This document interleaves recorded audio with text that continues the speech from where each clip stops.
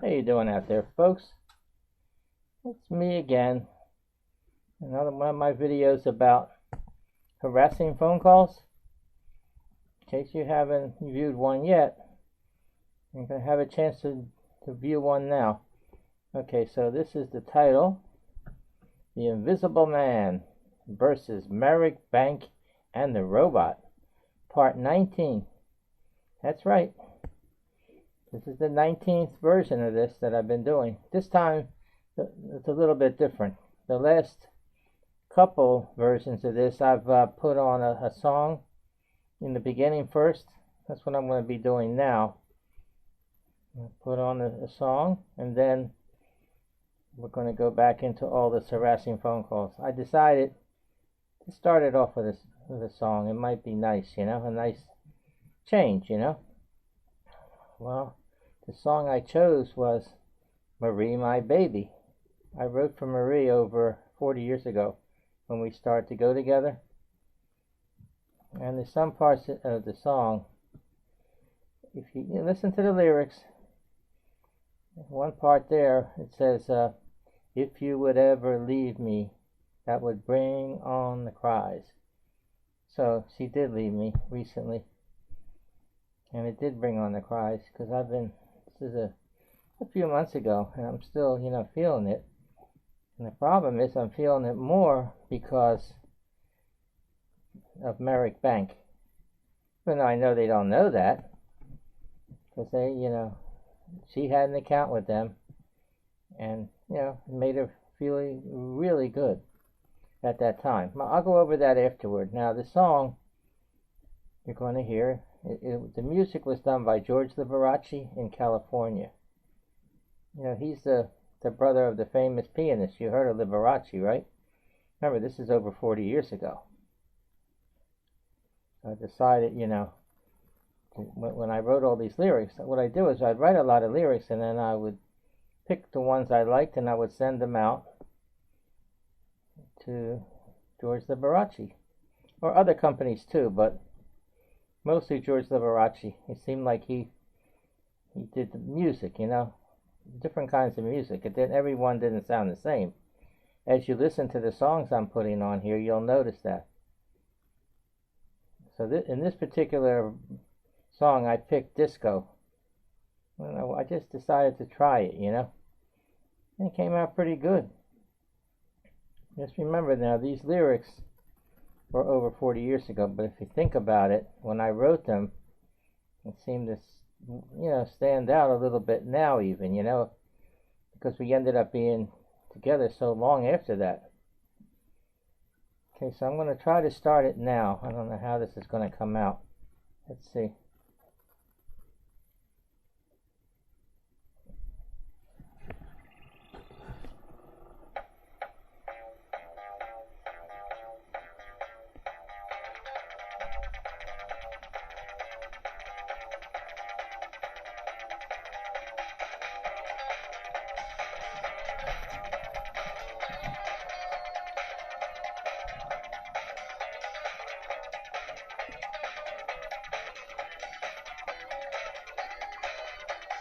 When she walks down the street, she has every man at her feet. The way she gives them a smile, she makes it worth their while. Marie, my baby, she's got what it takes. I know, because I have to put on the brakes. From the sparkle in her eyes to the last goodbyes. If she would ever leave me, that would bring on the cries. From the top of her head to the bottom of her feet, never find anyone as sweet. Marie, baby, the curl in her hair, personality beyond compare. She's bright, out of sight. matter what she wears, she gets the stare. Just as the darkness signifies the night, the daytime gives her the light. I never let the girl I have out of my sight. Marie, baby, whether it's sunny or rainy, windy or cold, there's a girl who is often quite old. That's Marie, baby. Wherever she goes, everyone knows that she's the one who always has lots of fun. Even though she doesn't have a name, she'll always be the same because that's Marie, my baby.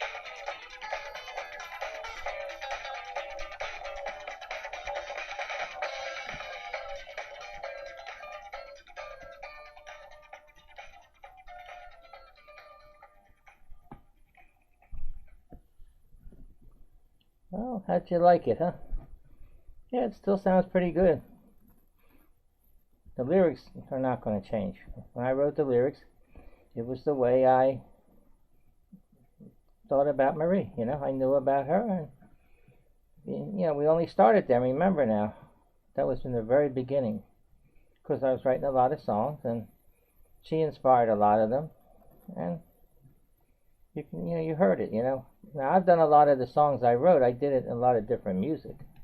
And I sent to different companies, but like I said, George Liberace seemed to be, the best one, for my songs. So, if anybody's interested in these songs, you can contact me. If you like the lyrics, if you can do different music, you can have you could do a duet, you could have background singers.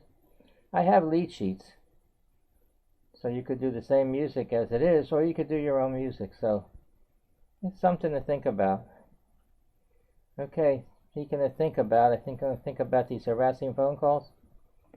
Because you've probably noticed, and you see, I've been putting Merrick Bank in all these videos. Well, this is the 19th one now that I've been doing with the Invisible Man, as the gimmick. Now I got another gimmick. I'm putting one of my songs in with it. I figured, let me tie something in, because I haven't been doing much of my normal varied interest that I usually do. It's like on the back burner. So I decided to start to bring it out a little bit, by doing it this way. Okay, so now back to this. Now I've been really upset over this, besides Marie passing away to top it off, but now with that Merrick Bank with those harassing phone calls. I mean, regardless, they don't know that. They don't know nothing. They have it set up, and the purpose of having it set up like that is because they want to have a way, I guess, to control their debts, People are late. Well, it's going to happen, it's a real world, Nobody's perfect, so, like they say, including Merrick Bank. I'm really ticked off with them. I mean, it partly because it was the last account, that we had together, all the years with all the credit and everything. We were together over 40 years, And, we combined our money, and I paid the bills, and this went on for a while, We had a lot of problems with credit, have a lot of experience with credit through the years, Everything you could think of, We had to go bankrupt because with so much credit and other things going on at the time. And then I got in trouble over credit. I had so much credit, this was over 20 years ago. Well, probably about 28 years ago. Because I had all this credit for 8 years, and then I got in trouble over it. I was railroaded to prison by the government, and that's all, Marie wrote a book about it. She wrote 3 books. That was one of them, Railroad to Prison. She cleared my name and all. She proved I was railroaded to prison, but I had no choice at the time, They get me with 80 credit cards. It's over $200,000, but they made it worse, than what it was. If I had that kind of money, why would I still be working? Why would we still be living in the same place and all? The same, everything was the same, basically.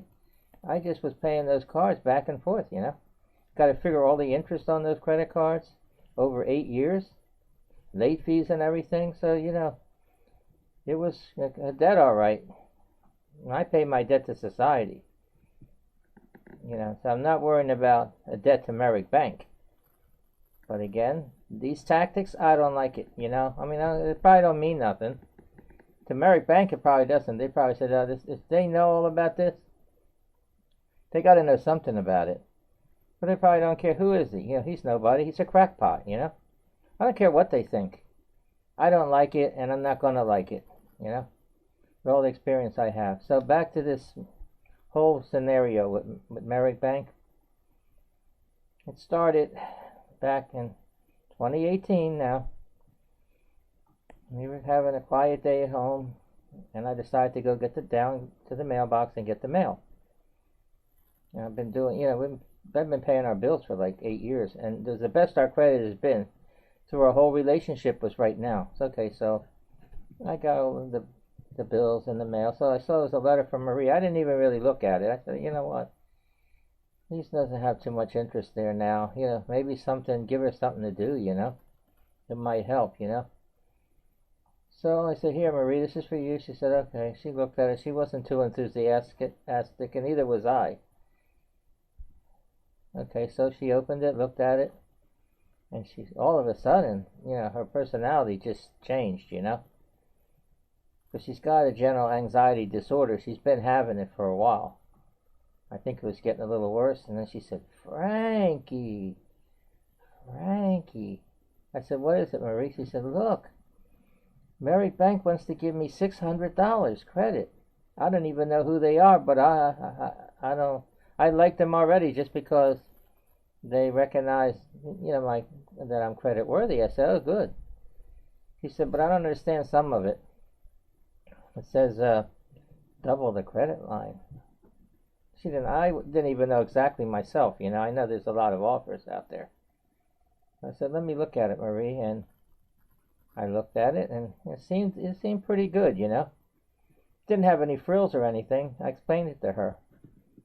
You make 7 on-time payments, and then after that they give you another $600. Wow, $600 more? $1,200 altogether. I said, well, they don't want to give it at once. They said because they want you start a payment with them, you know.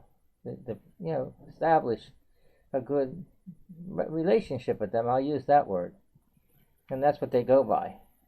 So she wanted to order some things. I told her everything. Be careful giving out your information over the phone. She seemed to understand all about it. Oh, I can't wait, Frankie. Oh, I want it. I said, okay, let's not get carried away, Marie. You know, you got it. We have to get the application in because they even give you a deadline. You know, if you don't do it, you know, within, I think it's 30 days, the offer is rescinded, you know. Because I know why. Because they're trying to get you to coerce you that way, you know. To make you make a decision right away whether, you know, you really needed it or not. Not only that, they have other offers coming out. So we went to, well, online. She filled it in. I let her do it to make her feel, you know, good about it, you know, so she knows. So we did that, and then come down to authorized user. You know, I set it up. Oh, authorized user, Frankie, that's you. She knew. Well, I know she knows about credit, you know, because we're having so much credit. So she said, I'll type in your name.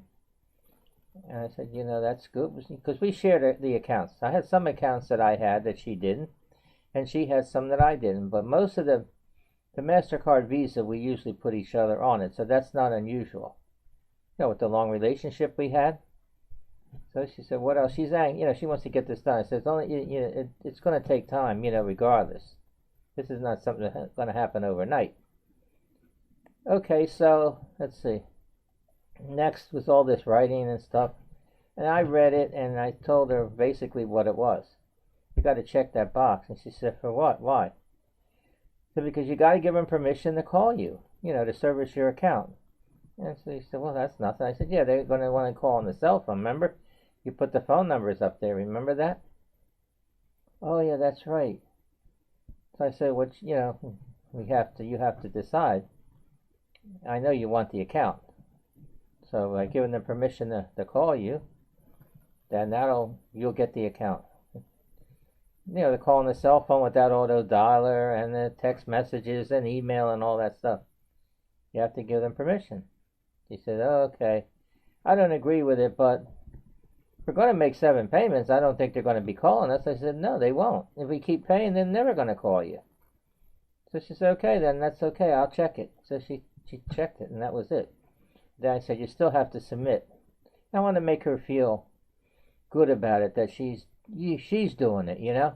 She's actually doing all, you know, the application, so she can feel good about herself. So she hit submit, and she said, what's going to happen? I said, what do you expect, the computer to blow up? He said, no, I don't know. I meant what's going to be next. I said, well, now it's submitted. Because if we didn't fill it in right, you know, it's going to come back, it won't go through. You know, but we was extra careful. Sometimes I'll do that myself, and I'll do it in a hurry, and I'll skip or, you know, type something in wrong. But she took so much time, you know, to do it. So when we hit submit, if it goes through, then we know that we didn't miss anything, you know, any of the information. So she hit it, waited, nothing happened. All of a sudden, it just, you know how it goes, how the screen goes, moves up and all, and it says, you know, that was it. Then I went to the email screen. I know it doesn't take that long usually. So right away there was an email. Congratulations, your application has been approved. You should receive your cards within 7 to 10 business days. Okay, see it, Maria? She kept looking at it. Oh, she doesn't believe it, you know. I said, yeah, you got it. I'm sure they're going to send it. Because they're not going to. It was already pre-approved. Your credit was good enough for that particular amount and for that offer. Now, in that offer, it didn't say anything in the offer. You know, there was no cardholder agreement, I guess because she hasn't become a cardholder yet. I think it should have been in there. Would have gave you an opportunity to maybe change your mind, you know, but it wasn't in there.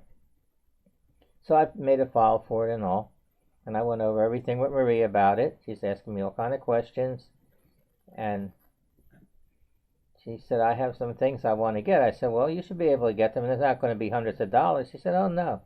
A few dollars, a few things. I said, well, anything else between now and the time the card comes? She said, I already wrote some things down, you know, I was going to get if we got any extra money. So I said, write them down, you know, they're from different companies, you know. She looks at these stories every day, the Spanish stories.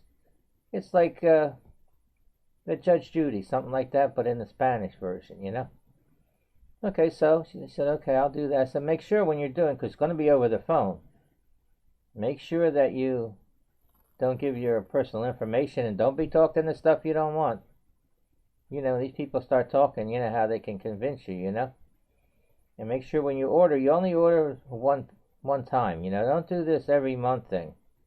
If you don't like it, you don't know what's going to happen. Now they got the information, keep putting that in.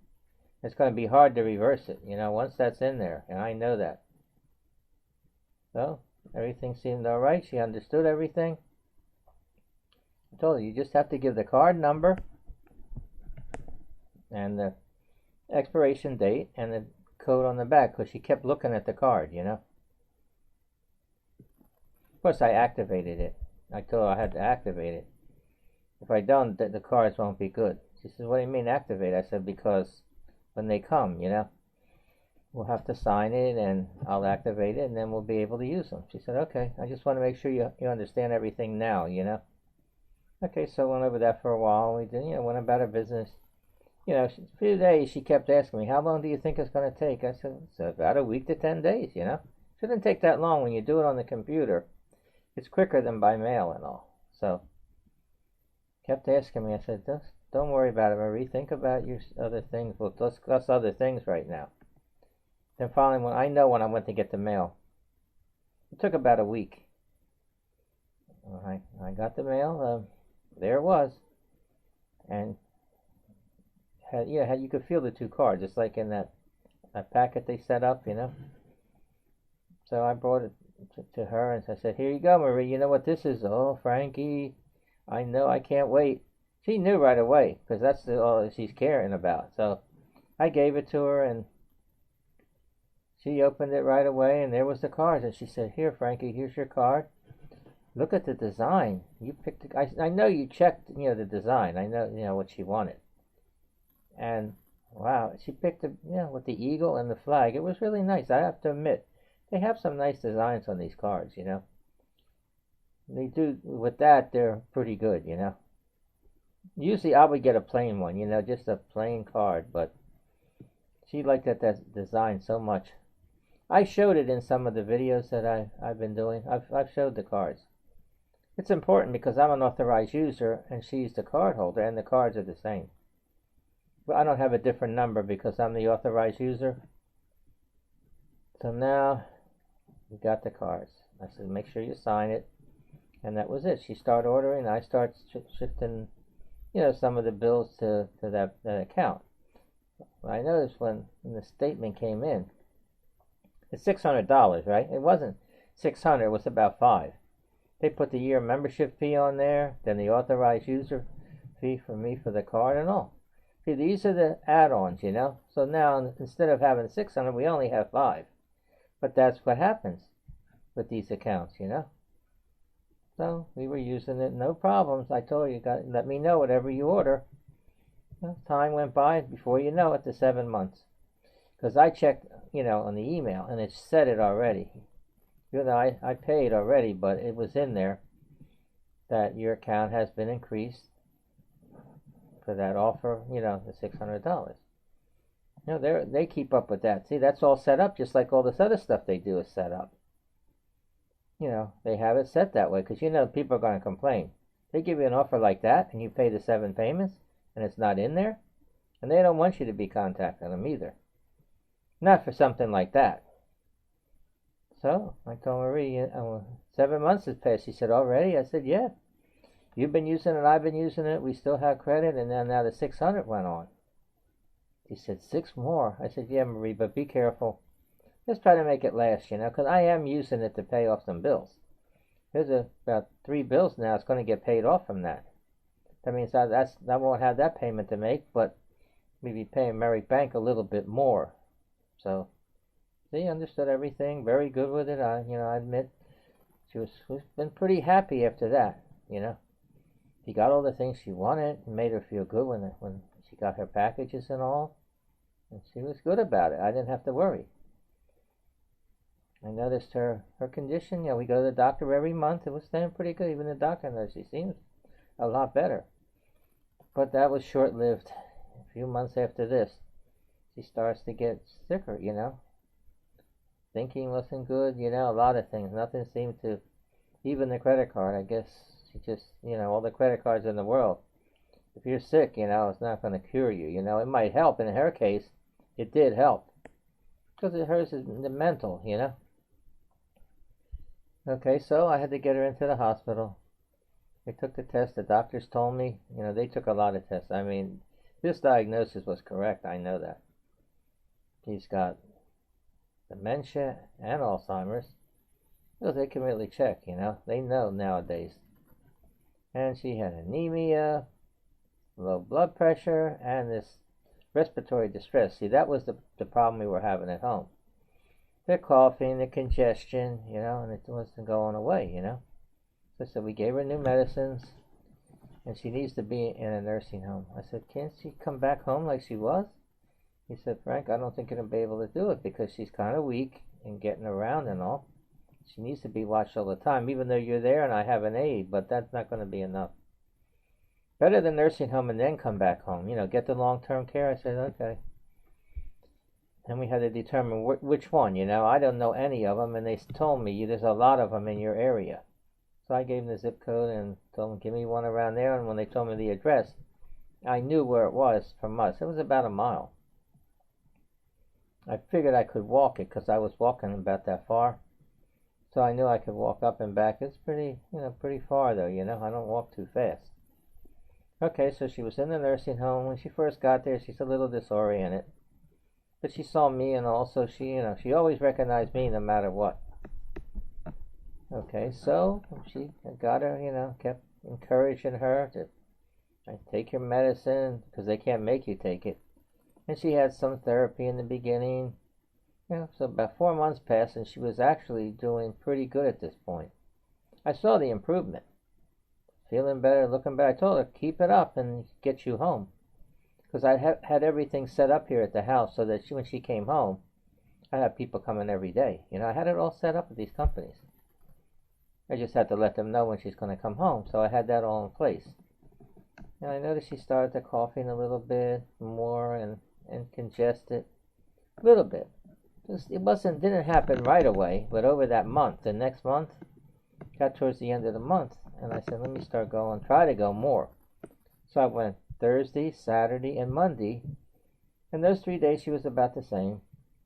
Then on the Monday, I took her in there to the dining room and ate lunch together and all. I brought something for me to eat, and we talked, and it seemed not too bad, you know.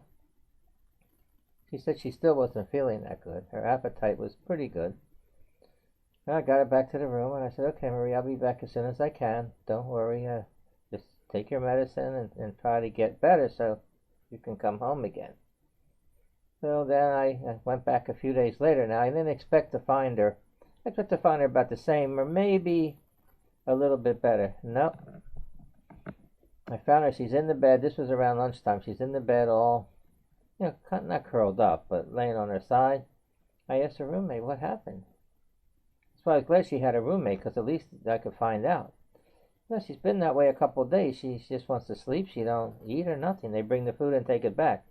She said they don't try. Of course, I guess they don't want to force if something happens. So let me see. Let me look. I said, Marie, it's Frankie, I'm here. No answer. I kind of shook her a little bit. She kind of moved. She wasn't, you know, she was like in a stupor. So the food comes for lunch. And I looked at it, what it was. She was on that soft diet, you know, everything was soft. All the food there, mashed potatoes and all, and cold slaw, all the soft things, you know, applesauce, it's a drink. So I said, I had the lady that brought the food, can you help me get her up, you know?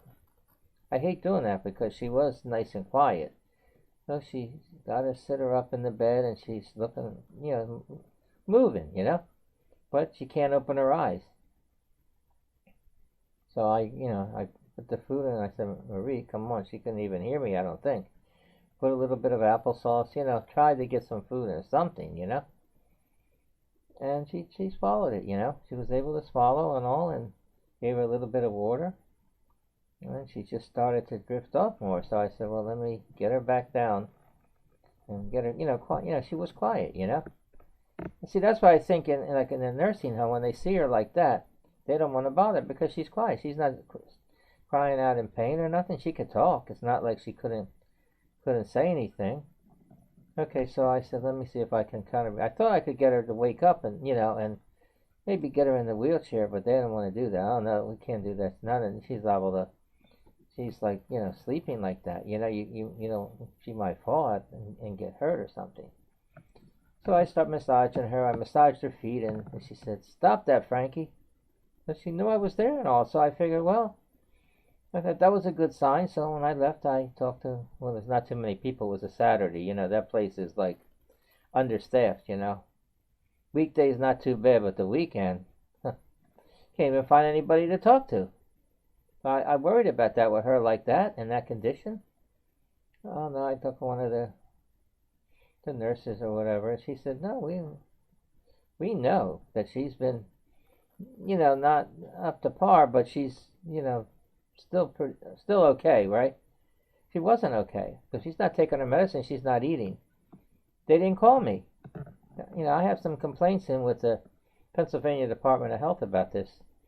A lot of complaints, you know, but they're investigating. They found a lot of deficiencies. So it wasn't just my imagination, you know. I left and went home. I wasn't feeling too good. You know, the long walk home, you know. I wasn't paying attention. I walked out in the street. I almost got hit by a car. I was so upset over it because I didn't like leaving her like that. But they tell me they're, you know, 24/7 and, you know, they're supposed to let me know. They didn't let me, well, they let me know when she passed away. Like that, you know, that overnight I went home. I couldn't sleep. I was restless, worried. And the phone rings. It's 3 o'clock in the morning. I was hoping, I knew where it's from. I was hoping that maybe they got her to the, you know, hospital and then she's, you know, have a chance to recover. No.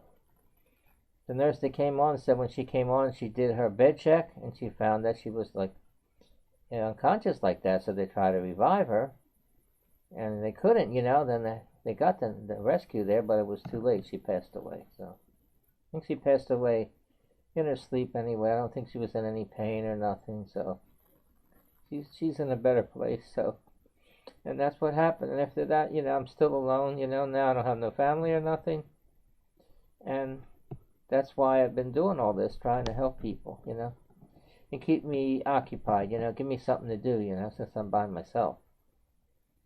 This is all connected. So as soon as that happened, I can't pay no bills now. My income went from, let's say, $1,600 a month to $800. You know what that is? Just like that, it stopped. When she passes away, it just stops. It doesn't keep. I was getting a community spouse allowance, but that stopped right away. So all that happened, and then I had to try to get myself together. I mean, grieving and mourning and all. And those bills are piling up, and I'm saying, oh boy, I don't know. I tried to go through them, and I start calling. I try to call on a lot of the ones like the store accounts, catalog, because they're different. They're a little bit different. They're once you let them know what happened, then they ask for, maybe a death certificate, or they ask for something from the nursing home, a bill or something, and they're just going to write it off. But that wasn't too bad with those. I kept all those accounts going, myself. And then we had a lot of credit cards, the MasterCard, Visa ones. We both had them, a few of them, So I didn't know what to do. I know if I sent the cease and desist letters, but it didn't work. No, they didn't honor it. They don't have to. The debt collector does. They have to honor it. So if you know about the cease and desist letters, then I tried anyway. I figured I'd have nothing to lose. I better do so. I did it all at once. I would sit here and, like I'm doing this now, I would write all the letters out by hand and put them in the envelopes, make sure I had the addresses and let them know. I called it a heads-up letter, what happened, but these accounts, they still keep sending the bills and all that. But so I didn't know what else to do, because it was when the phones start ringing. That was the problem. The calls, and I already had call logs. I always kept that from years ago. I kept it. I just keep writing down the numbers on the cell phone and on the landline. I kept doing that all along, but I never got that many calls. But when it started, I didn't even know what banks. They're all different numbers and all, and on both phones, and a lot of calls. I was getting calls like 8 calls a day, 7 calls, a lot. So I started looking up some of these banks that were doing that, and this attorney pops up. I figure, what the heck? I'll put my name in. I figure this is probably nothing. I can't afford a lawyer, But I said, let me put it in, for a free, consultation. And he calls me back right away. Well, I was surprised, and I told him what happened. He said, I'm sorry for your loss and all, but I can help you. I'm pretty sure I can help you with these accounts. I know it's a lot. What to do is, he asked me, you have phone logs? I said, yeah. He said, oh, good. That's going to help a lot. I need that to see, the pattern they're using, with the cell phone and the landline. And so he said, we're going to, you can do it by email. I said, well, that's fine. It's going to take me a while to type in. So he said, just do what you can and we'll start it off. So he gave me a contract in my name with him. He sent it by email. He had it all set up. And in the contract, he explained it to me on the phone. He said, I'm charged for my services. And if I do get you any, settlements from these banks, you get any money, I don't take a percentage either. And he said they have to pay me. They have to pay my fees and the court costs, and, pay you if there's any money due you for damages. I said, okay, I understand all that. He emphasized it, that he's a consumer advocate attorney. And he's after these banks that use these unethical tactics, and he knows they do it. He's familiar, he's experienced. So I said, he said, so you understand? He said, just call me if there's any problems. It's going to take me, I'm going to start the, litigation on, a couple of these, and I'm going to contact the other ones. So all the calls stopped then. But I was still paying Merrick Bank at that time.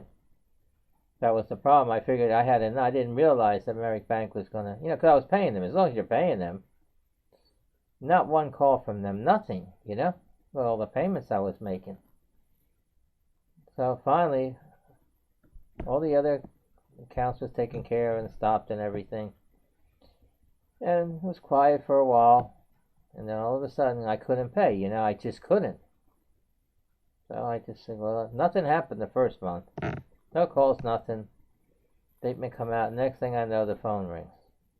And I see it on the caller ID, Merrick Bank. They put their name. They want you to know it's them. They're supposed to anyway, but I think they want you to know, because when you look at that, you know, it's them doing that. Like, it's sort of part of this psychological warfare. They're letting you know it's them. Like, they're after you, you know. You got to pay, you know. You don't want to be bothered and annoyed like that. So I said, okay, I have the 2 phone logs. I have them, you know, just copybooks. I have a lot of pages left, you know, so I just keep continuing it by date. So I had all the other ones written down from before, so I just started with Merrick Bank, you know, the cell phone, 1 book, and the landline. And the calls start coming in. This was in November of 2019. It started right pretty near the beginning of the month. And I start writing them down. I'm starting to see a pattern there, you know. They're calling more on the landline than the cell phone. It's like twice as much. So I figured, well, I waited a couple of weeks just to see, and it didn't look like it was stopping, you know, calling on Sundays and all. All these different numbers, they're like 6 different numbers. They all went to the call center because I checked. So what I was doing, like for the cell phone, since to see it's different, because, you know, the number comes up, but no name. Only the one contacts you put in, you know, people that you know, your family and all, and businesses. You put the name in, it comes up. So what I did was, I knew the phone numbers. I wasn't getting that many calls on the cell phone. So for me to keep the phone log, I figured, well, let me go into the contacts, take that number, you know, enter it, and put Merrick Bank. So then on the cell phone, when they called, it came up, Merrick Bank. So when I did the phone log, it was easier. So it was over 2 weeks of this, and I contacted the lawyer. See, I already have an attorney, so that made it good. And when I told him Merrick Bank, he said, "Oh, that's not. I deal with them. I know they're doing those tactics." He knows. He's familiar with that particular bank. So right away, he did the litigation and all against them. He didn't even wait. And then the call stopped. First, it was the landline. Then 2 days later. No, first it was a cell phone, and then the landline 2 days later. I guess it took, you know, a little while. Once he put the litigation in, he contacted, you know, he sent me all the paperwork. It's like 5 pages. You know, it has all the calls, about the calls they made, and they're trying to collect a bill that's not in my name, because me and Marie had different names. They don't know anything about her passing away either. Okay, so everything stopped. It was quiet. I know the litigation's in. I know he's dealt with them before. He knows how to work it. You know, because it said about a jury trial, and I don't think they want a jury trial. I don't think so. It was something like this we're talking about. Well, it was up to about, I guess, $1,300, something like that. Well, you know, with these late fees and all, and the finance charges and all, that kind of money, you know, that they wouldn't want to go to a jury trial. Even though I think I would probably win, and especially in a jury trial. You know, the damages and all. But I wasn't too concerned for that. I just wanted those calls to stop. Because, you know, under emotional distress and economic hardship, I don't need those calls on me, even though I know what it's for, and I know why they're doing it. Again, it was quiet, so.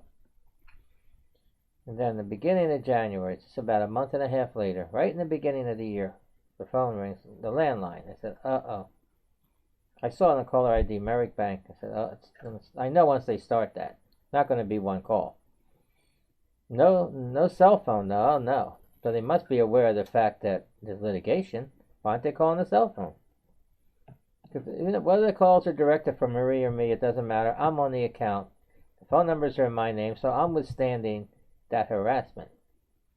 They can't say I wasn't harassed because I wrote all the calls down by keeping that phone log.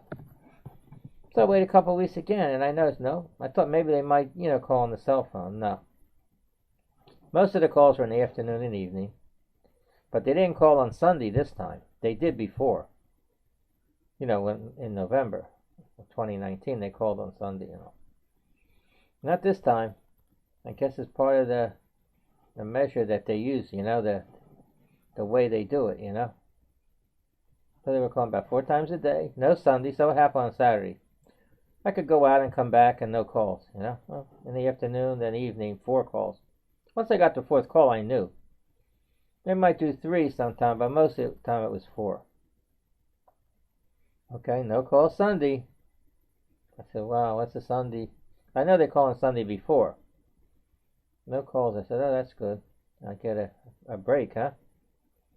And then Monday, no calls all day until maybe 4 or 5 o'clock in the afternoon. So I had what they put me at ease, huh? Give you that false sense of security, then bam, hit you now. That's not harassment? If that's not harassment, I don't know what it is. But I think 4 calls a day. Every day like that. Then they don't leave a message either. You pick it up, nobody's there. You know, on either one of the numbers. And all the numbers they put are valid. Because they know that they're supposed to put their name on the caller ID and their number, a valid number, and they did. All the numbers went back to the call center. 6 different numbers. So, like I said, a couple of weeks I contacted a lawyer. You know, he probably knows why. I didn't go into it. He just said, I'm going to reach out to them, you know. Because he knows. I mean, he's told me he was contacting them every 2 weeks anyway. I think this was between the 2 weeks. Like when I first notified him, he said he'll reach out, but he didn't because I think he doesn't doing that every 2 weeks. So I guess he wanted to keep with this, you know, the program that he uses. So I called him again. He said, we'll make him stop. And they did because I guess he was contacting them then about the litigation. It stops. How come? But why did they start it up again? You know, after a month and a half? I was looking at the cardholder agreement. It has a 45-day rule in there. So what? You're saying that the lawyer didn't contact them for 45 days, so it was able to contact us again? No, because I know he contacted me. He put the litigation in. That was a contact. He's got all his information. So it wasn't like he didn't contact him and they didn't have the information about him, so they would assume that I don't have an attorney. But that's not the case because I know that he filed against them, especially Merrick Bank. He deals with them all the time in different cases. Over the years. This is the first case he had with Merrick Bank. Because I looked it up and his ad comes up. It's in big print. He's getting harassing calls from Merrick Bank.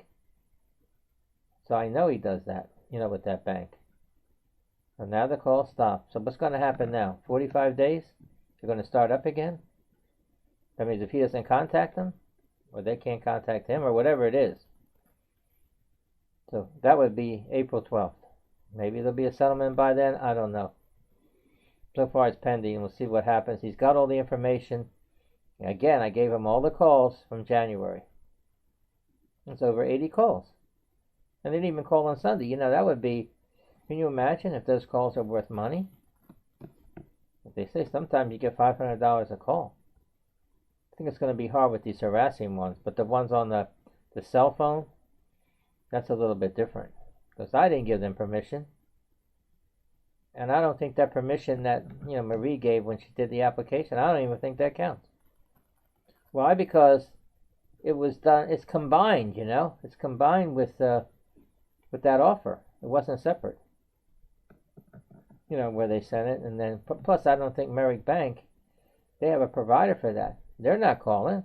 The provider is. That provider is supposed to get permission to do that. I don't know. I don't know. The lawyer knows all this. I mean, I'm only, it's what I think, but it doesn't make it so. Like all this information is pretty accurate that I give. I know that because I have experience. So all that now, I decided towards the end of January, I said, let me give a call.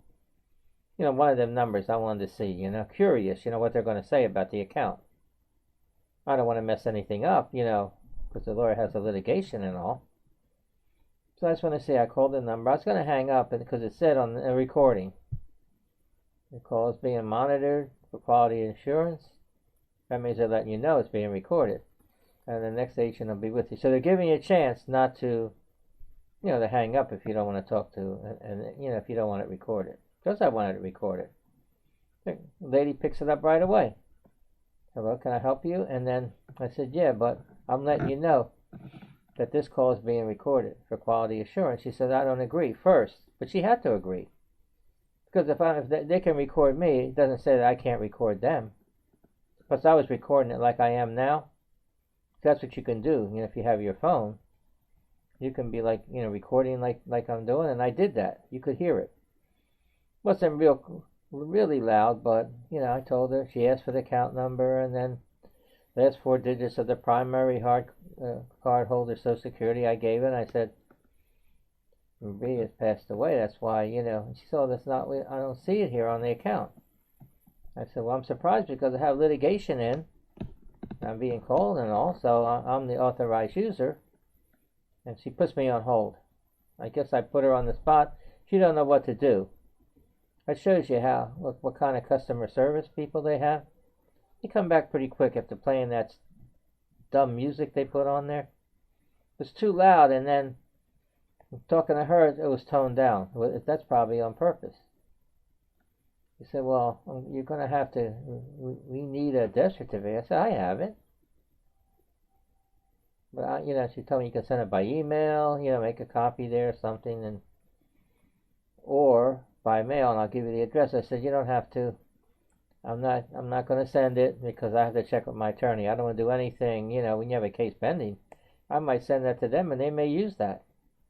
They may say, oh, see, she passed away, and he was paying it. You don't know what they might do with that. To try to, to have a defense for the case. So I told her, no.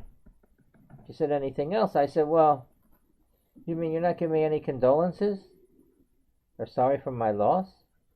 But I bet you're sorry for Merrick Banks' loss, aren't you? She said, oh, no. No. Even when I said that, I thought she would, give me some condolences. He says, no, Merrick Bank don't care about the money. She's a spokesman for Merrick Bank? Who made her a spokesperson? I don't think they would like that. They don't care about the money. What kind of bank is it then? That's why, what are they calling you for then? If you're late. She said, anything else? I said, no. I had enough. And that was it. Now, that's all. I have that recorded. Just in case something comes up and they said they didn't know. Now they can say they don't know that Marie passed away. Because that's why the death certificate, it's not like they don't believe me, but they need to have it, right? They don't need to have it. I have a case against them. They need to have to be accountable, for all them calls that they made. But over 60 calls in November of 2019, and now here already in January, another over 80 calls. Don't you think it's a lot? I mean, I'm doing this because I know. I don't like it, first of all. And they had to stop anyway, regardless. I can't pay. I'm not responsible for that account that they're trying to collect. Because the cardholder passed away. How can I be responsible? I'm only an authorized user. We're not legally married. I'm not a joint cardholder. I'm not a cosigner. Now, what are they going to do? I don't have no family, no estate, and neither did Marie. So now what are they going to do with that account? It's got to be uncollectible. So all those calls and everything now, they may end up having to, they have to pay the lawyer and the court costs. They might have to pay me too for doing that. So would it have been smarter on their part when someone is late after the first month or so to at least have a representative try to call you, leave a message, and try to find out what happened? Because if they would have found out what happened, they would have been calling me. So that's for sure. And I wouldn't have a case against them. And I wouldn't be doing all these videos against them. All that could have been stopped. I'm sure I'm not the only the only account that was someone passed away. It happens all the time, because they have over 1 million customers, about 1 million. So yourself, do you really think all those customers are on time? They got customers all over, everywhere. They're like in Utah. And I'm in Philadelphia, so they got them all over. Those offers and all that. So just see how they do it with those calls, huh? If someone out there is getting these calls, I'm pretty sure there is, because a lot of banks do it. Not all of them. They have other ways to try to collect, They might call you and leave a message and try to find out what happened, work with you, but not this bank. Oh, they only know one thing. Like I said, a one-trick pony. That's all they know. Keeping calling, you know. Well, it didn't do them no good so far. I got a case against them, you know, and like I said, the lawyer I have, he's a consumer advocate attorney. He's very good. I'm lucky to have him. I'm glad I have him. And that's why I endorse him any chance I get, you know. And I do these testimonials like I do in all these videos about, you know, how good he is and all. And he doesn't charge for services or consultation. He doesn't take any percentage of any money he gets from you. And if in the case, you know, say he loses the case, he's not going to win every case. He doesn't get paid then. And I don't have to pay him, and you don't have to pay him. It doesn't cost you nothing. I mean, you don't have anything to lose. You may as well do it. And you have everything to gain. So if you give him a call, hope he takes your case. More than likely he will. If you have the phone log, like I said, and you have other information that he needs, you know, about the bank and all, chances are he'll take your case. Now his name is Paul Mankin, Mankin. Toll-free number, and for a free consultation you can give him a call, 800-219-3577. I'll give it to you again, 800-219-3577. So, let's say, give him a call if you get a chance. He's there. If not, he has the answer machine. You can leave a message. He'll either call you back or one of his lawyers will to discuss the case. You know, there's a 3-hour time difference here. I'm in Philly and he's in San Diego, California, but it doesn't matter. He's already done a lot of cases for me. It had nothing to do with it. He got email, regular mail, and all, and phone to contact you. So it's really no problem, because these laws that are being violated by these banks, well, it applies everywhere, you know, the same law. It's not like it's going to be different in Philadelphia than San Diego. Actually, the lawyer he contacted, they're in California. He contacts them every couple of weeks, so see what's going on, if they want to make any settlement yet, you know. Now, since he had the litigation for November of 2019, I don't know what all these over 80 calls, but he's going to start another litigation or use that as leverage and tell them, look, if you make a settlement, we won't go after you for the other calls. You know, he might be able to get them to budge, you know. But we'll see, because, you know, I soon have a jury trial. You know, there's nothing they can, you know, if they don't want to make a settlement after a certain time, we can request a jury trial. Well, I think they don't want that. We'll see what happens. I'm doing all these videos, so I'll keep updating as anything happens.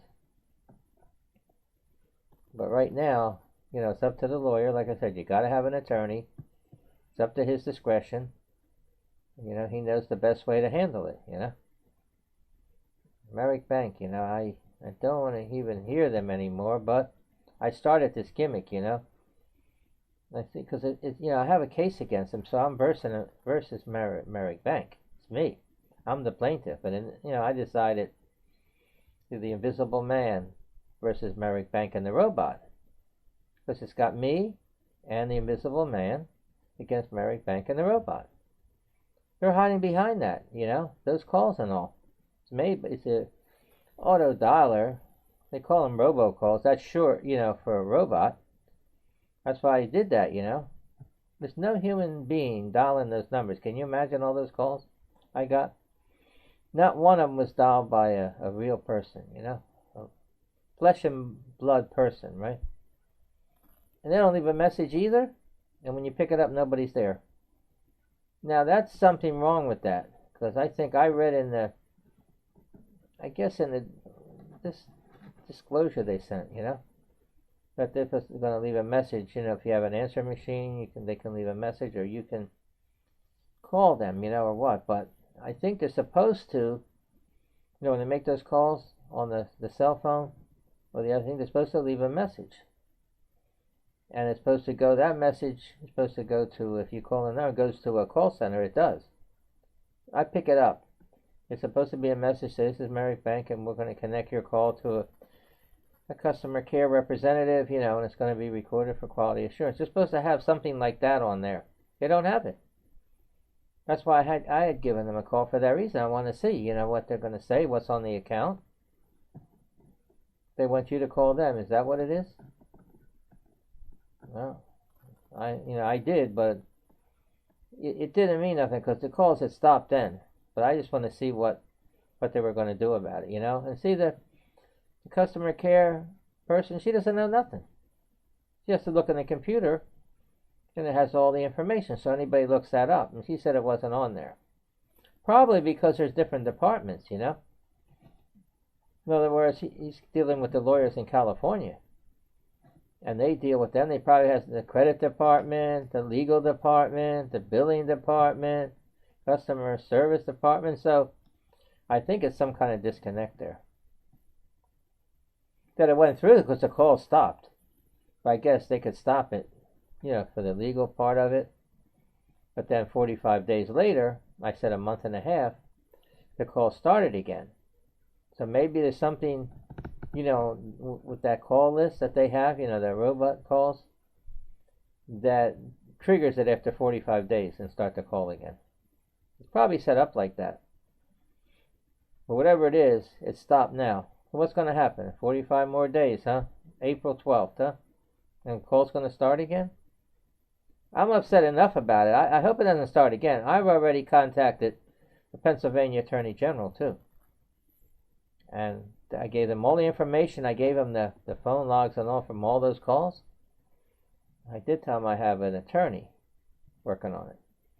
So they responded to me pretty quick. Got your complaint? You know, and if there's any changes, let us know. Update, so we can update our records. And they're giving Merrick Bank 21 days to notify them about you know, what they did.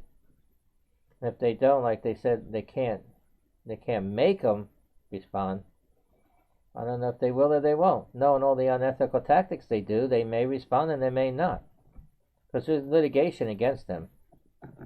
So it's going to make it look worse for them if they don't respond. Because they can send it to another agency, you know, the Attorney General, you know, to further investigate them. So if they don't want all that, I think they're going to probably respond. I give them a way out. Because if they contact the Attorney General, they can say, look, this guy has got litigation against us for all that. So that might satisfy the Attorney General. So I'm just letting you know what you can do. You can do all this stuff. It's not like something that difficult. You can do it online. I did it by mail. Something different, you know. And then when they answered me in about, I guess it was 2 weeks. And, you know, and I had a typed letter and all from them and all, and I got the email address too, so I can contact them if anything else happens with this Merrick Bank. They start up again. I'm going to say I dare them to start up again. I'm upset enough. I'm liable to go to Utah. I'm capable of anything. I can get a plane. It's not that much. I'll go there in person to their office, their branch, or whatever it is. I'll talk to somebody there face to face, and I'll say, now what do you want to do? You're after me to pay a bill from someone who passed away. Now, I'm right here. What do you want to do? I'll not do anything. I'm not ticked off. So for their sake, I hope, and for my sake too, that they respond and they try to settle this, you know, before I do something, you know. Because if it wasn't for this, you know, doing these videos, I'd be more upset. Because at least I can release that, you know. And I know I'm trying to help people that might be having this problem. I don't say only Merrick Bank. There's plenty of banks that do it. Similar, you know, they have their own little way they do it, you know. They're the way that they think works the best for them. So again, if you're having any problems like that, I gave you the lawyer. I'll give him to you again. Consumer Advocate Attorney. You don't have to pay him, and you don't have to, you know, the consultation's free. Like I said, you have nothing to lose. Here's his name is Paul Mankin. Mankin. And his number, toll free, is 800-219-3577. That's 800-219-3577. Just say, give him a call when you get a chance. If you're having problems, maybe you are starting to run late, yeah, he can contact them and he can stop the calls one way or another. But it doesn't mean if they don't call you, you still owe the bill. that's, you can't, that won't absolve you of that debt. Only way the debt will be absolved, of course, if you make a payment plan, you decide, maybe you could make a payment plan with them. They close the account, maybe I could pay you $10 a month, and just leave it like that, and you won't probably hear nothing unless you don't pay. Then you're going to start it all up again, because that's what they're doing. They're harassing. They want to make you do something. They want to get to you. They want to bother you. Well, they bothered me, all right, and I know what they were doing. And I know they can't do nothing to me other than those calls. That's all they can do. So again, if you're going to still owe that debt, the only way you won't owe it, like I said, make arrangement with them, or when the statute of limitations in your state runs out, you won't owe it. It's legally forgiven. To find out what that is, Pennsylvania, it's 4 years. So that means all them bills that I didn't pay, back in 2019, so in less than 4 years from the last payment now. That's why it's important to remember that. It counts from the last payment, not when you open the account.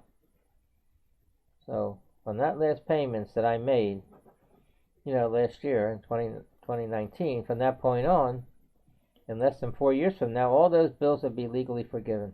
That means I don't know it. Nobody can collect it. It's good to know all this, In some states it's 3 years, I think. It could be 5 or more. It depends on your state. It's important you find it out. That's why once you stop paying, if it's for any length of time, you don't want to really start it up again, because you start the clock running again. Now, these debt collectors don't care. They don't care if it's written off. They don't care if there's a deceased debt. They don't care if, any debts, they don't care. They just want to collect it, the scavengers. They get any debts out there, and they try to collect them, That's how they make their money. Remember, the debt collector didn't give you that money. They didn't extend the credit to you. They're trying to collect a debt that might be written off, Any kind of debts like that. So don't make no deal with a debt collector, because say it was past the statute of limitations. You don't know it, so why would you want to start the clock running and pay them? And anyway, you didn't get the money from them. If I was going to make a deal and I got some money, I said, you know what, it's a moral obligation. I think I want to pay, So I would contact the original creditor, even if it's written off. They might say, if you want to pay, and they could find out what it is and all. Maybe you can work a deal and say, look, this is the money that was owed. How much if I give it to you and you put it on a card, and I could have credit again. So you could work out some deal if you want to pay. If you're going to pay, that's not that difficult to do, but that all depends. You could go bankrupt. I don't think it's a good idea myself. You could do that, and that'll stop everything. That'll wipe out all your debts, and you'll get a fresh start. I think it's better to try to get the attorney, like I said, and he can work with them and get, stop them from calling you. And then the debt collectors, well, like I said, with the debt collectors, you can send the cease and desist letter. You can do that by certified mail with a return receipt. That'll stop them from contacting you, regardless of how old the debt is and all that. You can do that, and they have to abide by it. The creditor doesn't. Some might, because they, like in this case, Merrick Bank might have stopped calling if I'd have sent the letter, because of the litigation and all. And if they know that they're making those calls illegally, they might have stopped with the letter. But I don't think so. I know that that's the way it works. Now, those laws go back into the early 90s. There's been a few revisions. I don't know all that. That's why I say an attorney does. This is a good attorney, believe me. He's very good. I know, because of all the cases he's helped me with. I wish I could pay him. I'm trying to pay him back by doing all the, the endorsements I make and all the testimonials and all. I'm trying to pay him back like that way. That's how much I appreciate him. And you will too, He'll give you he'll back you up and all, So all the information, will be in the description. Back to that cease and desist letter. That I've done it through the years, when I didn't have an attorney. It does work in the debt collector. Again, I'll repeat that. But you know, it's going to cost a few dollars too, so you might not want to do it. I don't know. It's hard to say. You can put complaints in to the Consumer Protection Bureau, your Attorney General, Better Business Bureau, the Federal Trade Commission, all of them. You can do it online. Most of it you can do so if you want to. They really get you upset with those calls. You can understand that. You know, harassing phone calls. You're harassing a customer, right? They say you want to have a good relationship with them. If you've been paying your bill and now you can't pay, don't you think they should try to work with you? And say, we want to work with you. You've been a good customer of ours, you know. We want to keep you, you know. But not this, calling you like that. It's just because they're handling so many accounts. I guess that's a way for them to control it. I don't know. I know they're using the tactics they shouldn't, you know. And the lawyer knows it. He knows it, especially with this Merrick Bank. He knows that. So again, I covered everything. You know, I was about those debts. You know, with the debt collectors, they call the debts like that are uncollectible like that. They call it zombie debt. I like to mention that because they're breathing back life in all these debts that are written off and uncollectible and all. Years past the statute of limitation and all. People don't know that. And then they're making money. They're making big money out of it, the debt collectors. And so is these banks with all these late fees and all.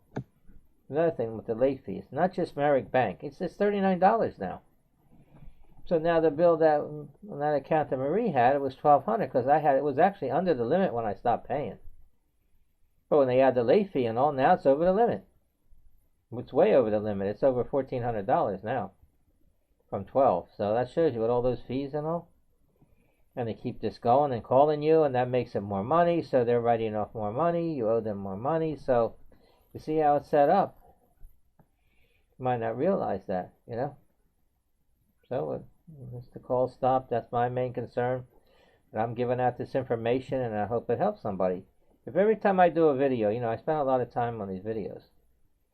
And if just one person could benefit from it, you know, maybe call the attorney I gave you and see what you can do. I would be feeling good about it, you know. So if I keep doing this, I keep helping people all over because I know social media goes all over. So I don't know who I'm contacting.